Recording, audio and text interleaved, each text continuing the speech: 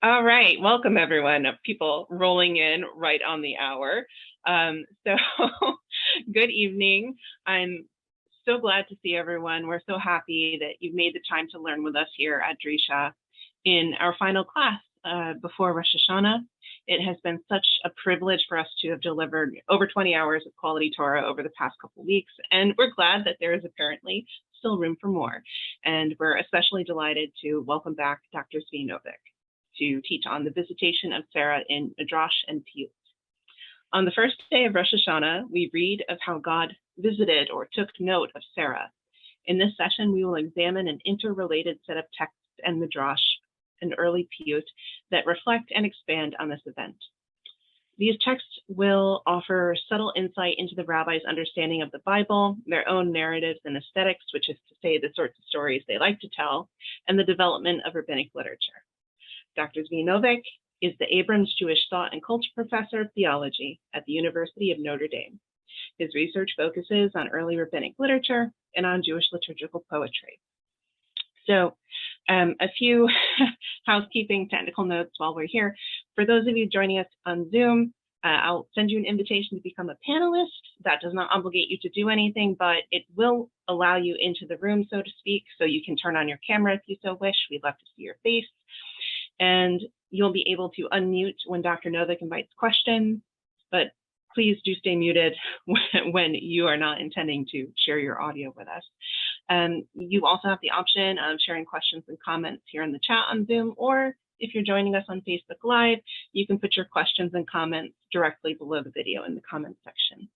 So without further ado, Dr. Novick, please. Great. Thank you very much, Noah.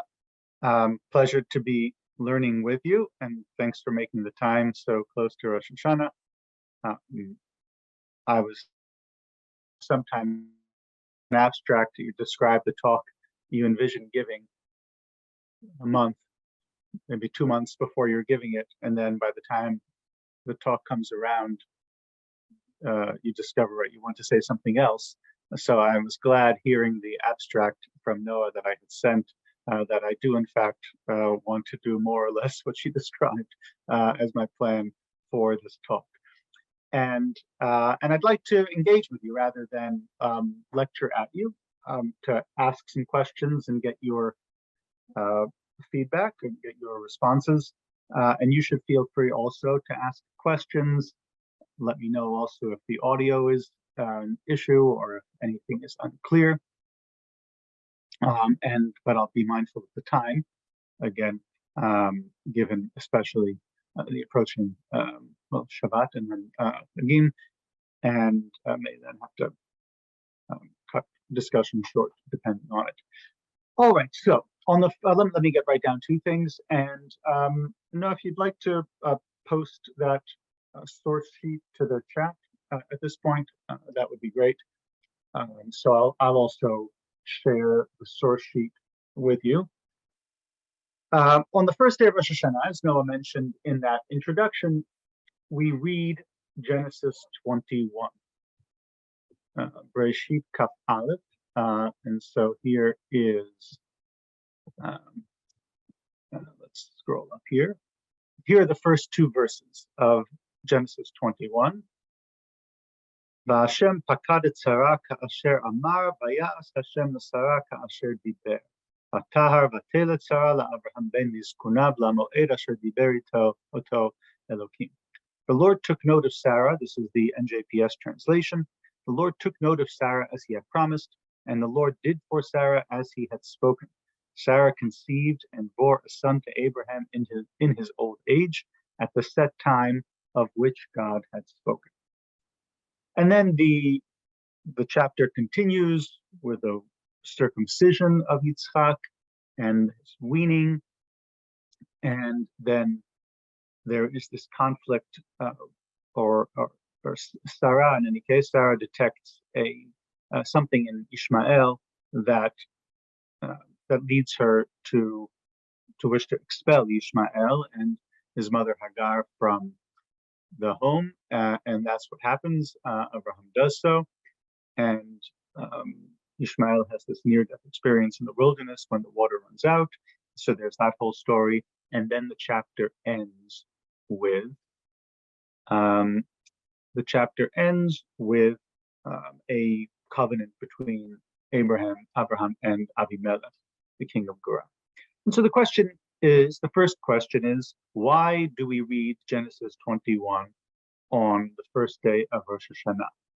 So according to the Mishnah, that's not what we read. We're supposed to be reading something else, the account of Rosh Hashanah in Leviticus, this kind of very brief account that occurs in Parashat Emor, but the Tosefta, which is an early rabbinic composition composed a little bit later than the Mishnah, mentions this as the reading for Rosh Hashanah. And the question is why? Why read this on Rosh Hashanah? What does this have to do with Rosh Hashanah? So let me open that to you. If you have any suggestions, feel free to unmute yourself and speak up. What's the connection to Rosh Hashanah? And I can't necessarily see hands. I see Yael, and then yes, please. One thing that jumps out at me is that Sarah felt she was forgotten by Hashem so long, so many years, and the fulfillment of her life, which would have been a child. It seemed like Hashem hadn't heard her. And now as we approach the Hagim, we may have that feeling. And so we go into the times of Tshuva thinking that God hasn't heard us. And it's so fulfilling when we go through this whole ritual of emotion. And then at the very end of Yom Kippur, Hashem says to us, Shemati et kolecha. I've heard you. I see you. I hear you. And it's meaningful. So this is a parallel that I see. Okay, great. Yeah, so there is a kind of particularly sort of close encounter with God, and Kara'uhu bihi oto karov, call to him when he is close to you. There's a kind of intimacy, so that by contrast, we are at a certain distance from God in general, and then in Elul, and then with the Yamim Noraim, we have a kind of nearness to God and a sort of responsiveness. So that's kind of echoed in Sarah. Okay, yeah, that's interesting. Right, we'd still want to kind of explore why Sarah's this particular instance of God's responsiveness as opposed to another one. But that's an interesting idea. Yeah, other thoughts about what the connection is between this passage, Genesis 21, and Rosh Hashanah.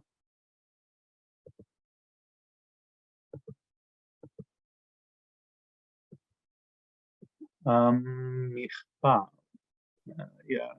Right? Is that Michal? Yeah, hi, thanks. Okay. Yeah.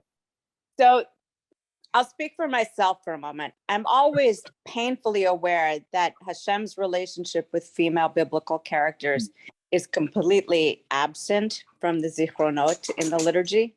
And then I'm always really grateful or touched that seems to be compensated for in a way with the Torah and the Haftarah readings. And what jumps out at me here specifically is Hashem Pakad et Sarah, which isn't exactly Lizkor, but it feels that way to me. And I'm always curious if these readings were included like deliberately with that in mind. Yeah, that's great. Yeah, I think that is a key, perhaps probably the key element, I think, in the link. So as you mentioned, there is this reference to Pakad, right? This is how the chapter begins. Hashem Pakad et Sarah, the Lord, in the NJPS translation, took note of Sarah, and that isn't right there. That isn't quite the language of remembering, but it is, as we'll see in a moment, parallel to it. And remembering, Zikaron, is a crucial motif on Rosh Hashanah. It's arguably the central motif on Rosh Hashanah. When we think of the way in which Rosh Hashanah is described in the Torah, it's not described as Rosh Hashanah. It's described as Zikron Tru'ah, a remembrance, and Tru'ah, shouting of some sort, or sounding of some sort. in Ya'alev Yavo and various kind of prayers for Rosh Hashanah. Rosh Hashanah is described as Yom HaZikaron, the day of remembrance. As Michal was mentioning, one of the three main motifs in Musaf for Rosh Hashanah is the Zichronot, the remembrances. And interestingly, as Michal mentioned, Sarah is not mentioned among them. But nevertheless, this is perhaps arguably the central theme of Rosh Hashanah, God's remembering. And probably this passage is chosen because we have here this act of God's remembrance. And this choice of Genesis 21 for the reading for Rosh Hashanah is certainly connected with the tradition that you have in source 2 in the handout, Genesis Rabbah, namely that this event, this God remembering Sarah, in fact occurred on Rosh Hashanah. So this is source 2 that I'll read. This is from the rabbi's commentary on the book of Genesis, an Amoreya commentary. Amar Rabbi Elazar, Rosh Hashanah nitkedah Sarah, Rachel v'Chana, vayizkor Elokim et Rachel v'Gomer. Said Rabbi Elazar, on the new year, Sarah, Rachel, and Hannah, Sarah, Rachel, and Hannah were called to mind. And the proof text, now God remembered Rachel. It's not really a proof text because that verse does not really place the remembering of Rachel on Rosh Hashanah. How exactly we come to this determination that these things happen on Rosh Hashanah is a question unto itself. But in any case, though, we have this tradition that this event happened on Rosh Hashanah. But at the root of it is this notion that Rosh Hashanah is Yom HaZikaron, is the day of remembrance, Zichron Tru'ah. And while the verb that's used in the case of Sarah is pakad, it's essentially synonymous with Zachar. In fact, the Zichronot, the Zichronot blessing, the second of these three Rosh Hashanah specific Musaf blessings, features this a parallelism between Zachar and Pakad. Ata zocher ma'aseh olam is how we begin Zichronot. Ata zocher ma'aseh olam ufoked kol yitzurei kedem. You remember deeds from forever and call to mind all creatures from of old. Ata zocher upoked. Zocher poked, more or less the same. All right. So what I'd like to do is to consider how the sages, Chazal, and those connected with them, how they understood this passage, or how in particular they understood this divine calling to mind of Sarah, and how they understood its connection to Rosh Hashanah. And I want to begin with a source not from Chazal, but from Piyyut, from early liturgical poetry. Piyyut, right, is the kind of thing that we don't pay much attention to in general, but this is the high time for Piyyut. Of course, we have Slichot that began last Motzei Shabbat, that feature Piyyutim, these poems, every day. And then on Rosh Hashanah and Yom Kippur, we have lots of Piyyutim, Melech Elyon, Netanet Tokef, etc. Those things that can sometimes make the tefillah seem a bit interminable, but are really rich, very rich in exegesis and interpretation and theology. And the greatest of the Paitanim, certainly of the early Paitanim, was Kalir or Kilir. And there's an edition of all of his extant Piyyutim for Rosh Hashanah that was edited and with a very long introduction and commentary by Shulamit Elitzur and Michael Rand, two great scholars of Piyyut. And this source 3 on the handout, is an excerpt from one of Kalir's Piyyutim for Rosh Hashanah. And you can see it has that characteristic feature of Piyyut, namely alphabetical acrostic. If you look at those 3 lines, you see Dalet Hey Vav. I'm not going to give the whole context for the Piyyut because that would be a class unto itself. But here are the 3 lines of interest. Doveva hayom Ani nidona. Hineni aguma bivlot etna. Batchutam letzedek leval hayot aguna. This is my attempt at a translation of very difficult poetry. He murmured, "Today I am put to judgment. Here I am, woeful and too worn for pleasure. She was sealed for righteousness, not to be alone." All right, so we have here a speech by Sarah. Today I am put to judgment. Here I am, woeful and too worn for pleasure. The truth is, now that I look at it, I think probably today shouldn't be part of her speech. Probably it should be, she murmured today, I am put to judgment. And so Kalir, the poet, is saying that today, that is the day on which we are praying this prayer, on which we are saying this text, she said as follows: I am put to judgment. Here I am, woeful and too worn for pleasure. And then comes the response: she was sealed for righteousness, not to be alone. Okay, so Kalir here, this is a piyyut that we don't say today. We do continue today to say some of the piyyutim that Kalir wrote, but most of them have fallen out of the various liturgical traditions. So this one we don't say, but Kalir here is imagining a tefillah that, or a reflection anyhow, something that's going on in Sarah's mind. I am put to judgment. Here I am, woeful and too worn for pleasure. And then she was sealed for righteousness, not to be alone. So the question is, when is Kalir imagining Sarah saying this prayer, or saying this, or reflecting in this way? I don't know if we could call it a prayer, really. All right, this is the invention of Kalir. As we'll see, it has its precedence in rabbinic literature. But where in the biblical timeline does this fit? Right, at what point is Sarah saying this? I am put to judgment. Here I am, woeful and too worn for pleasure. And then she was sealed for righteousness. So yeah, curious if anyone has any thoughts about this. Where do you think? There's no helping the context in terms of what. There is more context here. Obviously, this is the 4th, 5th, and 6th lines of the poem. There are plenty of others because it's the alphabetical acrostic. But any thoughts on when Kalir is imagining Sarah reciting this prayer?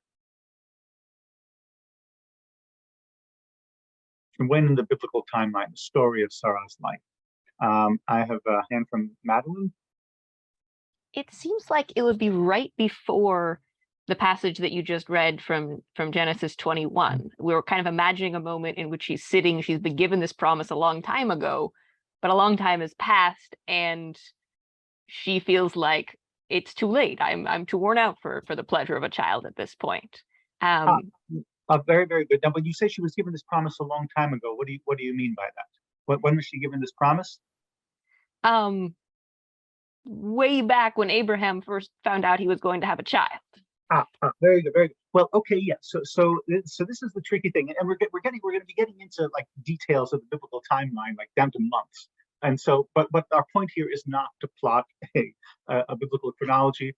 The point is to get at the kind of the theological meaningfulness here. But we need to do that by doing some plotting on a timeline. So so when does that promise happen? In fact, so of course Abraham is promised a child. Abraham is promised descendants. From Lech Lecha, from the moment that he leaves his home. But it's not clear how that promise is going to come about. Yes. Through whom that promise is going to occur. The kind of assurance, as it were, that it's going to come through Sarah happens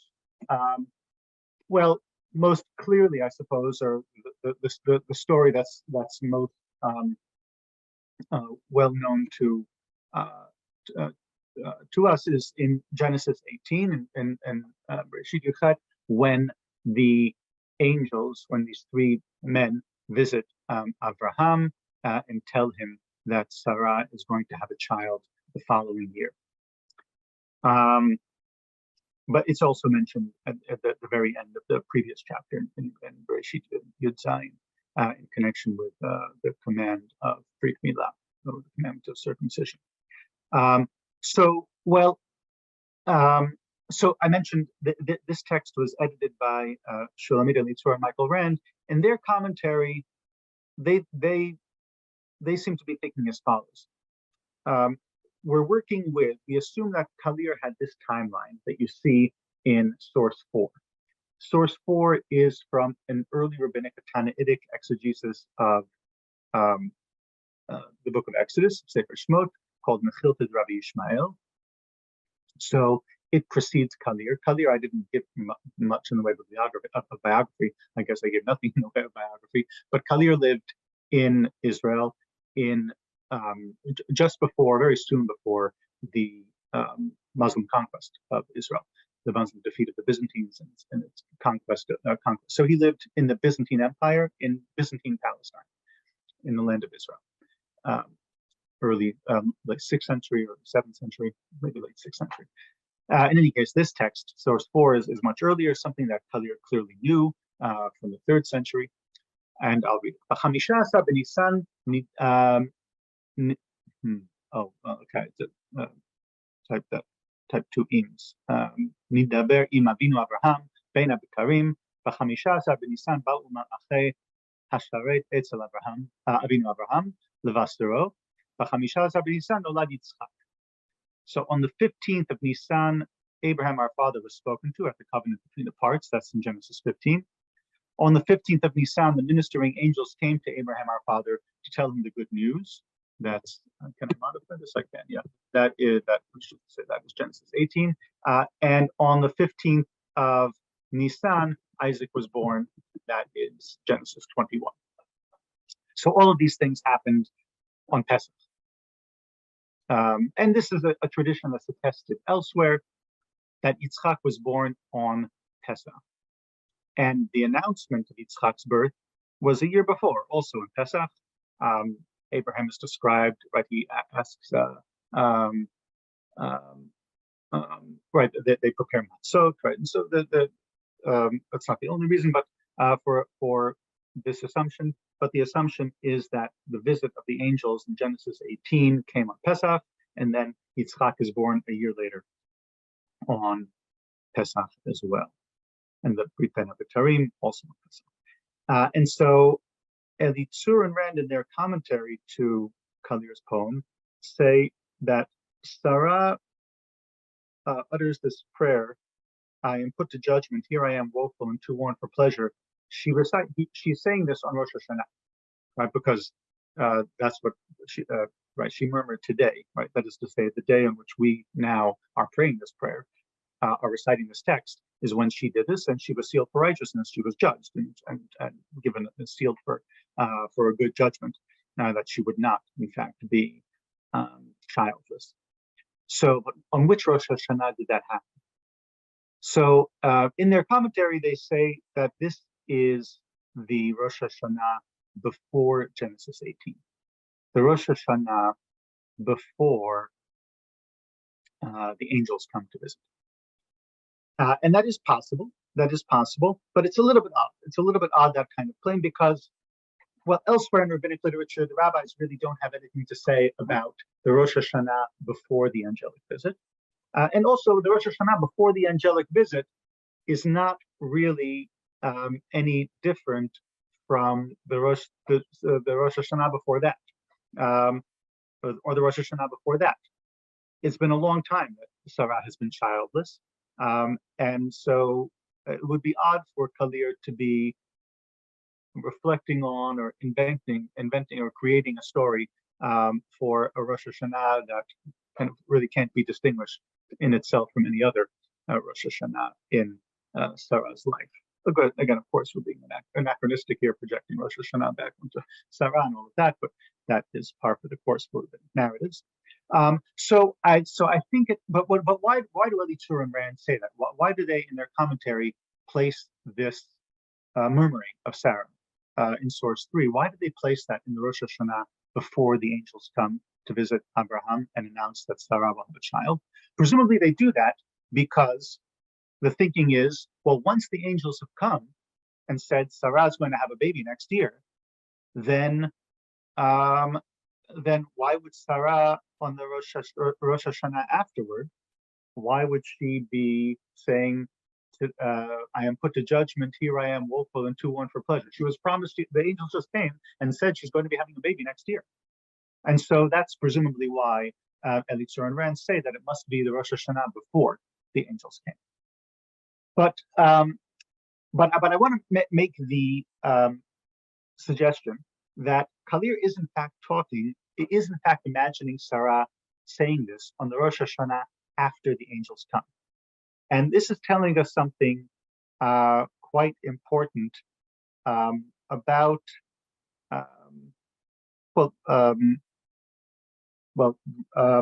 rabbinic and even really biblical theology, and about the kinds of stories that the rabbis tell.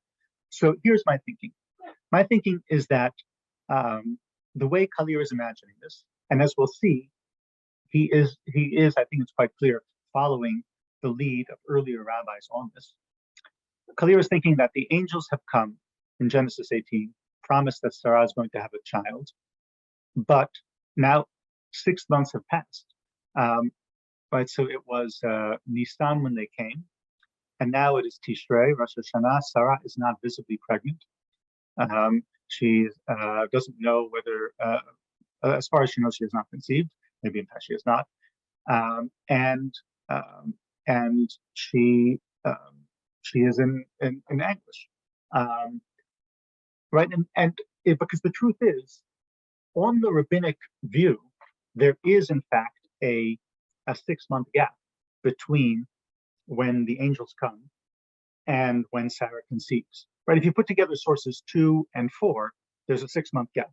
Right, because the angels come in Nisan, but it's only on the new year, on Rosh Hashanah, that God calls Sarah to mind, and she conceives. That's the continuation of that verse in Genesis 30:22 in source 2. God remembered Rachel, and he opened her womb. Right, so the remembering or the visiting is a matter of conception. So there's a 6-month gap between the promise and the conception. And I admit that until I sat down to kind of think about the text of Kalir, I'd never really thought about that gap between the promise and the actual conception. And charitably, speaking charitably, or giving myself the benefit of the doubt, I would say I hadn't thought about it because the biblical text itself doesn't really seem very interested in that gap or in Sarah's thoughts during that gap of 6 months. In fact, the Bible itself never even says how long that gap was. It never says how much time passes between Genesis 18, when the angels come, and Genesis 21, when God calls Sarah to mind and she conceives. But the rabbis are interested in that. Well, the rabbis do establish an amount of time, 6 months, and 6 months is a long time.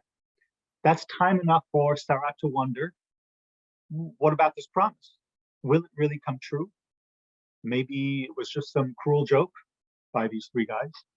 And the truth is, even though this particular line of interpretation, line of exegetical narrative that we see emerging from the way the rabbis are reading Genesis 18 through 21, even though that is something that the rabbis are doing, that's not necessarily to be found in the biblical text itself, they are true to the dynamic of promise and plot in the Bible. Right? Because you might think that a divine promise would mean the end of your worries.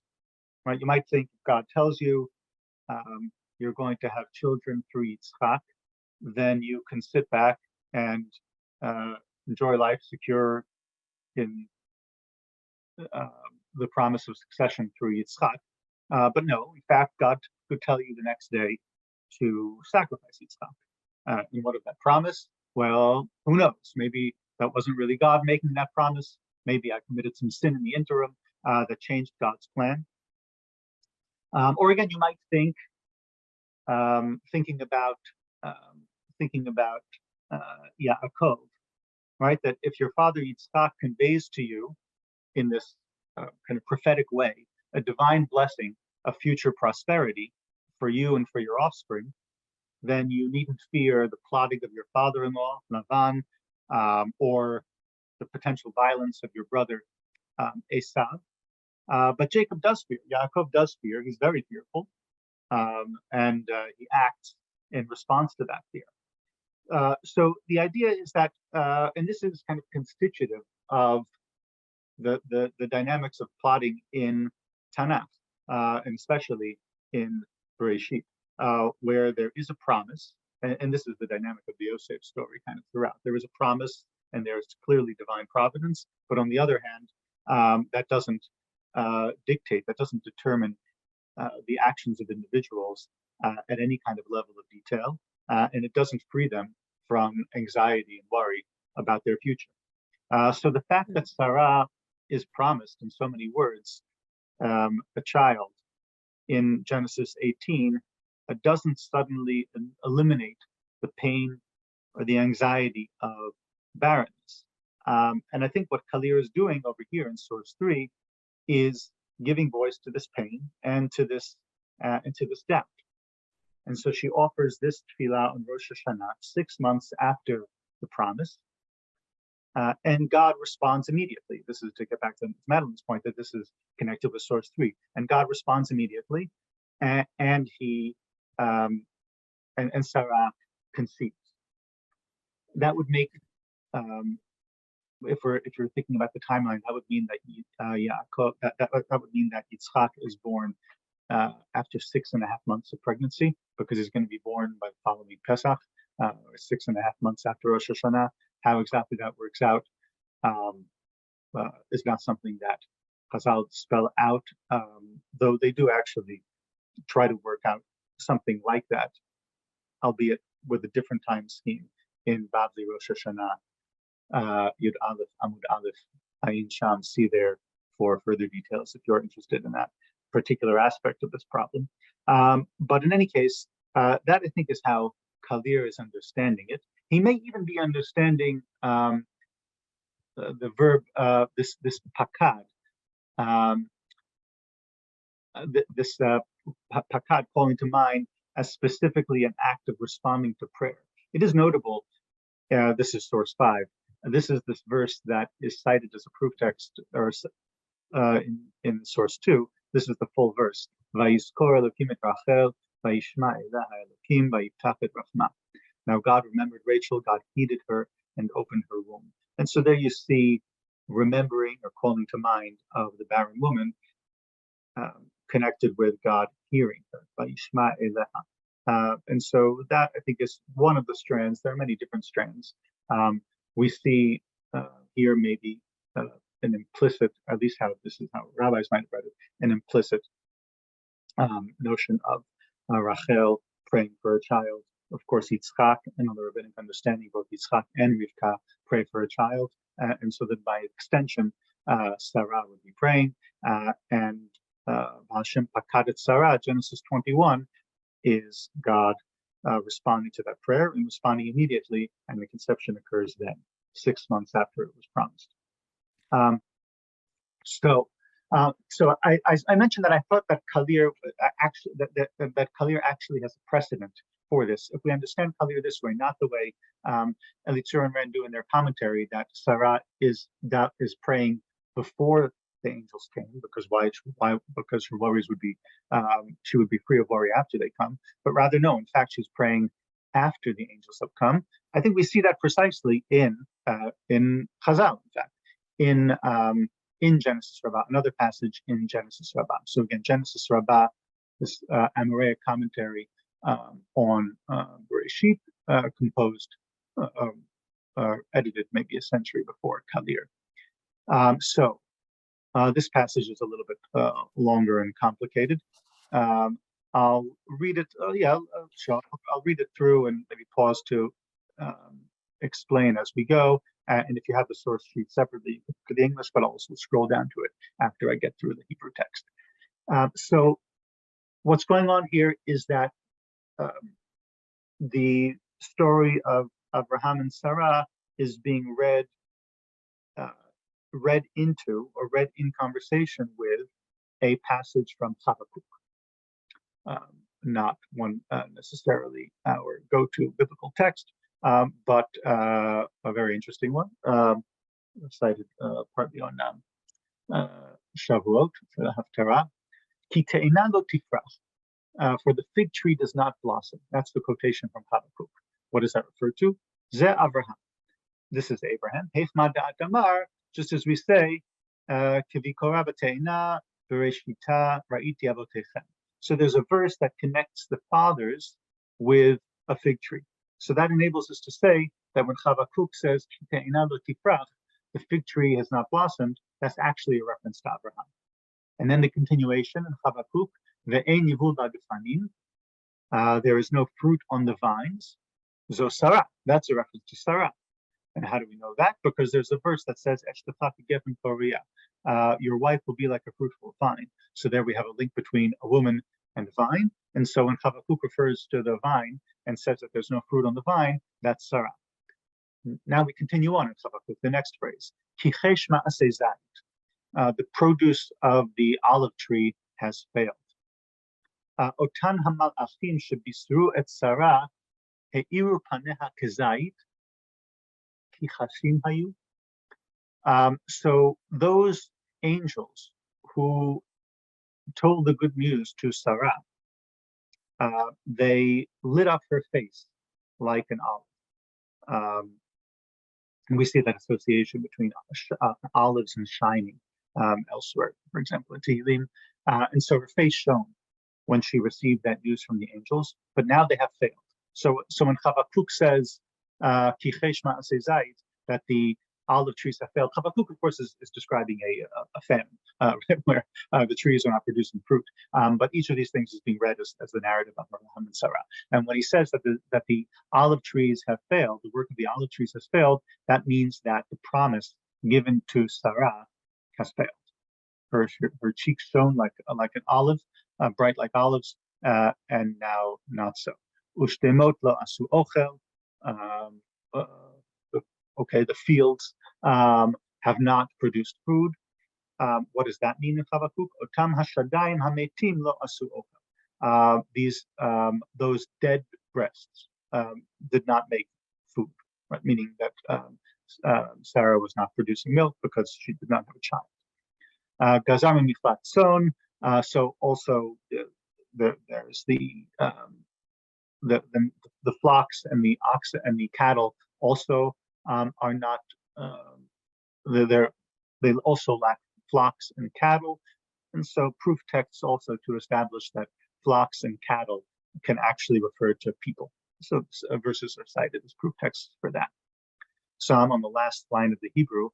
Chazara Sarah va'amra.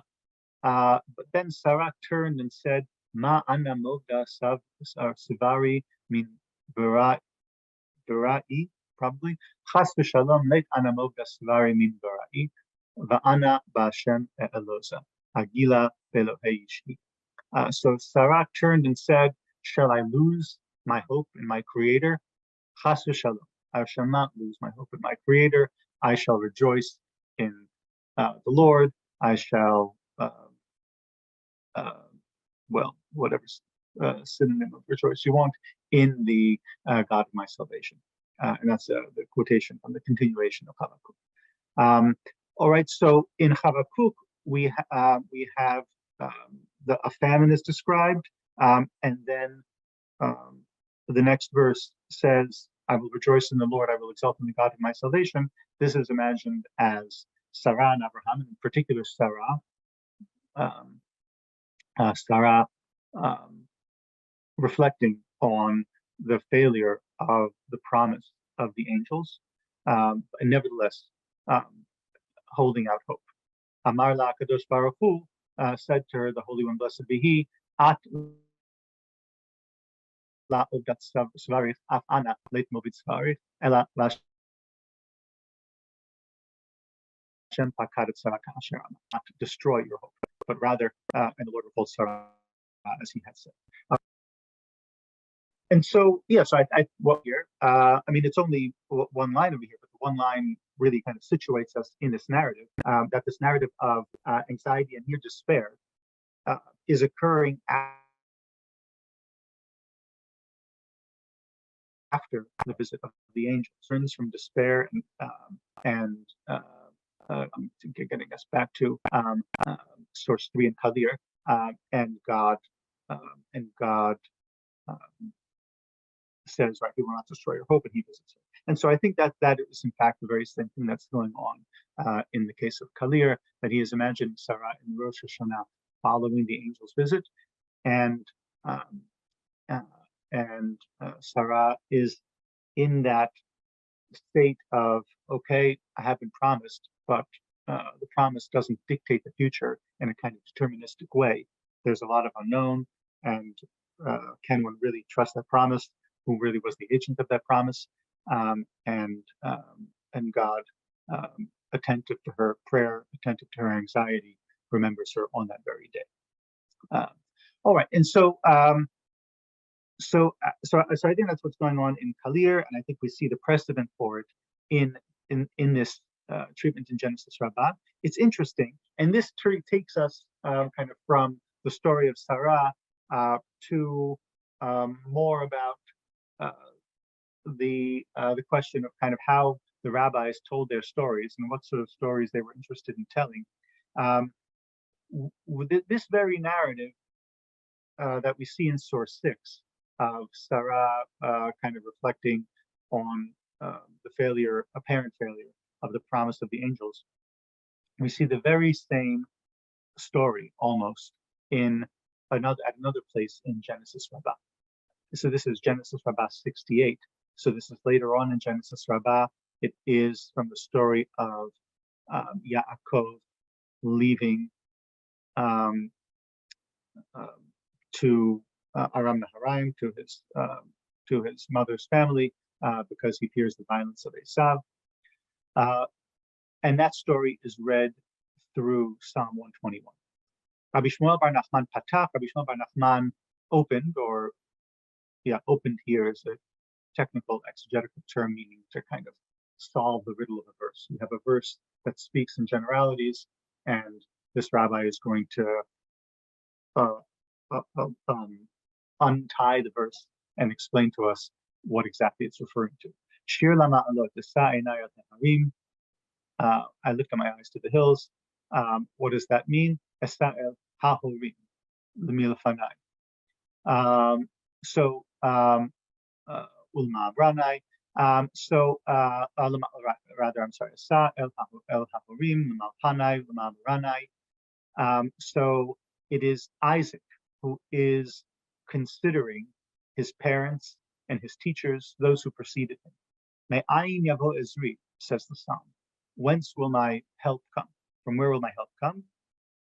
What is that really referring to? Says the exegete. Eliezer b'sha'a shehalach lahavi et Rivka maktiv bo vayikach ha'eved asar gamalim. Right, when Eliezer went to take Rivka as a wife for Yitzchak, what does it say there? What's written there? That he took 10 camels, etc. But I have brought nothing with me. This is Yaakov despairing that he has nothing. Chazar, Ramar, but he turned and said, Ma anamovetz stivari min barai. Shall I lose hope in my Creator? Chas v'shalom, that I should lose hope in my Creator, but rather ezri me'im Hashem. So in Shir HaMa'alot, this Song of Ascent, Shir HaMa'alot 121, we also have this scene of apparent despair and then a sudden turn. Ezri me'im Hashem. My help, in fact, will come from God, and this is taken as a reference to Yaakov when he is fleeing his house, when he is fleeing from Esav, when he is going to his family. And so we see here the same dynamic of really the same story and at many points the very same words in this narrative of Yaakov, as we do in the case of Sarah. So this does raise the question, right? If you're interested, say as a scholar of rabbinic literature, in thinking about, well, how does this, what has happened here? How is it that we have these two passages that are so similar, where the almost identical exegesis is occurring? Is one of these more original, and then it has been transferred from the one to the other, or are these simply kind of two instantiations of a kind of a general exegetical paradigm? So this is a question that one might ask if you're interested in thinking about how these texts in Genesis Rabbah come about. That's if people have thoughts about that, I'm happy to get into that. I do have a theory about how these texts relate to each other genealogically, which one of them is first. I do think there is an earlier one or a later one here. But in any case, what we see over here in joining source 6 to source 7 is a rabbinic interest in this, in exploring this emotional state, this moment between despair and hope. And so I want to turn from there then to the kind of two takeaways I think that come from looking at this source material. Two kind of take-home lessons, as it were, one about the rabbis and one about us. And I'll go through those and then open it up for questions and comments. So first about the rabbis. So this material is characteristic, right? The rabbis are interested in filling in biblical gaps about characters' emotions. And they're interested in that for two reasons. First, they're commentators on a canonical text. They assume that it's maximally meaningful, and they want to draw out that meaning, to make available all of that meaning. That's true in general. But second, they're filling out this text, this biblical text, within their own particular context. It's a late antique literary context that really delights in elaborating on the emotional life of its characters. And so this is a trend you don't really see it in the Bible. The Bible is famously reticent about the emotional life of its characters. So to some extent, and scholars are kind of divided on why that is. So to some extent, perhaps this reflects genuinely less of an interest in characters' emotional life than we might have. And this goes along, for example, with a certain scholarly trend, for example, to suggest, well, when the Bible talks about love of God, we shouldn't think first and foremost of love in an emotional sense, but we should think about it in terms first and foremost of a set of obligations. Love is loyalty, covenantal loyalty, love as exclusive worship of God, no other. And so that may be bound up with a certain genuine kind of greater interest in form or action over interiority. So that's one explanation sort of for the Bible's reticence about the emotional lives of its characters. Another explanation for the emotional lives of its characters is that it's not that the Bible isn't interested in this, but this is a way of storytelling, to leave that unsaid and to draw in the reader, precisely to try to kind of explore those depths. And this is to some extent what a famous literary scholar, Eric Auerbach, was getting to in speaking of the Bible's mode of representation as being fraught with background. You tell as you read it that there's something behind there. There is a world that is being kind of projected behind the text, and it's a text that kind of calls to its readers to enter into it and to complete it, as it were. So those are two different and to some extent incompatible explanations for the Bible's reticence. In any case, though, when we get to the Second Temple period, when we get to the rabbis, we're in a context where modes of storytelling are very much about conveying the emotional lives of characters. We see that already even in late biblical narratives, like in Sefer Daniel, in a kind of an Aramaic storytelling tradition in the Second Temple period. And we see it also in Greco-Roman novels that are contemporaneous with the rabbis. And so this is part of what the rabbis and a figure like Kalir, who is coming soon after the rabbis that we're talking about, are interested in. So that's kind of a take-home lesson about the rabbis. And then about us. Sarah's position on Rosh Hashanah, as understood in these texts, as understood by Kalir, as understood in Bereshit Rabbah, seems to me instructive for us. Right? Rosh Hashanah and Yom Kippur are days that, and this gets back to, I think, Tiael's original comment, are days that intermingle awe or fear, right? There'd be Amim Noraim, the days of fear, of awe, on the one hand, and on the other hand, joy. Right? There's the joy of appearing before God, of certain confidence that God desires our prayers and our penitence, and will receive them. A certain joy in the fact that God is the shepherd and we his flock, right? Right, Anu Amecha, this song that is sung with gusto, which is Shana and Kippur. But these, of course, are the days of judgment. And so we have this kind of intermingling. And just because we're confident of a good outcome doesn't mean that we're not also filled with trepidation. And it seems to me that this is, as the rabbis are reconstructing it more or less precisely, this kind of intermingling of confidence and anxiety that the rabbis are attributing to Sarah, coming 6 months after the promise, but with no sign yet of the realization of that promise. Okay, so I will stop there and open up for any questions, comments, observations.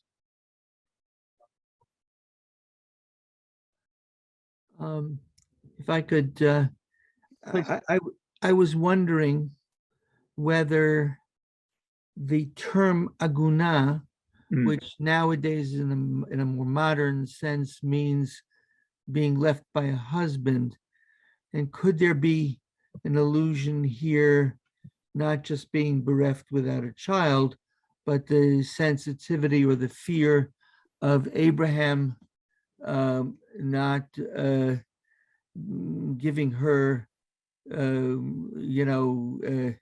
the full, shall we say, relationship that, and in fact had a child by Hagar. So could it, and then that would imply it perhaps being before the visitation of the angels, because when the angels came, then there was this sense of, well, maybe she would not be, at least without the attention of Abraham. There was just a thought. Yeah, it's interesting, right? So it is a striking word, right? So I bolded and underlined it, right? This is the last word of Kalir's passage, and right. So I think right that is our usage nowadays, of course, of aguna. But there is so but we do need to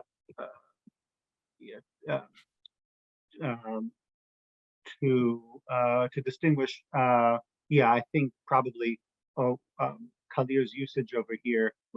There is the kind of attested usage in Piyyut, and Piyyut is to some extent a language unto itself. There is a kind of a Paitanic tradition, and so the truth is I'd have to look further to see sort of what the distribution of the term is, but it does have a sense of loneliness that isn't kind of specifically connected to what we think of when we use the term aguna. But that is an interesting idea, right? But though I don't think even if that kind of is the connotation or a connotation in Kalir's text, I don't think that would necessarily tip the scales any further in the direction of placing this prayer before Rosh Hashanah, before the angel's visit, rather, I'm sorry, because one would say the same thing of Sarah's relationship to Abraham as one would, I think, of the expectation of a child. And just like the promise of a child, as Kalir is telling us, I think, and certainly as the rabbis are telling it in Bereshit Rabbah, in Genesis Rabbah, just as the promise of a child doesn't actually end the anxiety, because promises are not deterministic that way in biblical narrative, and not in the way the rabbis are retelling it either. It wouldn't be deterministic and end the anxiety vis-a-vis Sarah's relationship with Abraham either. But it's a very interesting observation on that word. Truth be told, yes, I would want to explore the connotations of that word more. Yeah, other thoughts or questions? Yes, Surias? So this may be a little far-fetched, but I was thinking of when Sarah first offers Hagar to Abraham, and then when Hagar starts to treat Sarah lightly, she gets very angry at Abraham, and she says, "Chamasi alecha," and she says to Mishpot Hashem beini ubenecha. And I feel like then X years later, 13 years later, on Yom Hadin, Hashem does judge beini, the beini ubenecha by giving Sarah the conception of a child. That's interesting, right? So in other words, so the language of Yishpot there is striking, right? When we I'm picking up on the Yom Hadin and the Yishpot and yeah. It's interesting, right? What's I don't know that this is part of the the intention, say, of the rabbis. There obviously we need more, I think, evidence to kind of suggest that this is part of the intention of the rabbis. But I think it's part of the work of the rabbis is to kind of create a much denser text, as it were, through their work of what a scholar, Joshua Levinson, who studies Amoraic Midrash, calls the exegetical narrative, right? A narrative that is at the same time interpreting verses, but then essentially spinning out a new story on the basis of that interpretation. And so it does invite one to kind of consider new links in light of that. So yeah, it is striking. I mean, we have all sorts of judgment motifs around the Abraham and Sarah stories. And of course, the Ishmael scene itself, right, with Ishmael in the wilderness, is imagined also as a kind of judgment scene by the rabbis. Right, so Ishmael is in the wilderness, dying of thirst, and God expresses the desire to save him, and the angels attempt to intervene and say, "Is this person really worthy of saving? We'll have descendants who will persecute Israel." And right, God's insists, right, that he judges a person as his and not as he may be in the future. Kol hanar ba'asher Sham, right? So so there are sorts of judgment narratives sprouting up all around this text. Great. Any other final thoughts or comments or observations about the questions about this material? Oh, I see in the chat, does Isaac only need 6 months to gestate? That is, it is. Yeah, so I mentioned this briefly, right? This question of the gestation time. It does seem, although I'm happy to entertain other thoughts about it, but it does seem that if you put together those two sources, the one each of those two sources is paralleled in a number of places in rabbinic literature. But if you put together those two sources, namely the conception on Rosh Hashanah and the birth on Pesach, then you're kind of committed to that kind of gestation, 6.5 month gestation, and then how that actually happens is a puzzle. Which gives Sarah extra reason to be feeling despondent at the 6 month period. Like if she understood this to be a promise within a year, it seems like that's no longer really possible. And then she starts thinking, I've been judged. Like I must have I've messed this up somehow, which adds kind of another a compelling reasoning to her sorrow.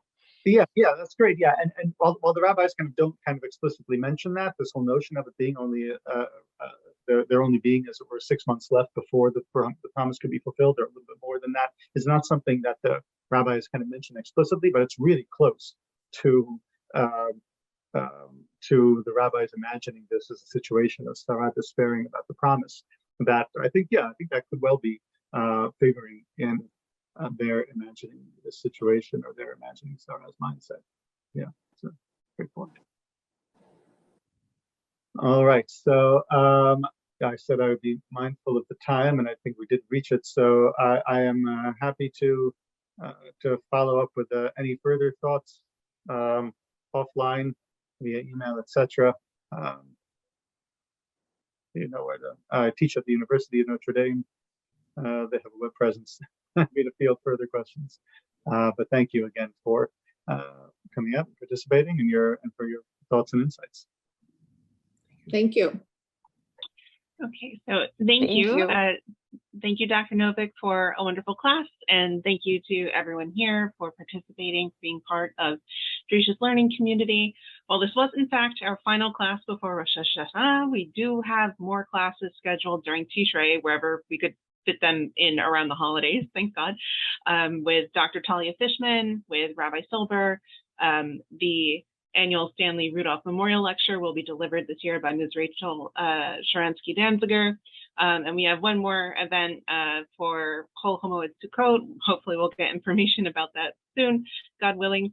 Our Rosh Hashanah music and liturgy podcasts are all out, so please give them a listen. You can learn more at elul.drisha.org. And on behalf of everyone at Drisha, I'd like to wish you Shana Tova and Beituka. We hope that the learning you have done with us will help enrich your experience of the holidays. And be well and good night.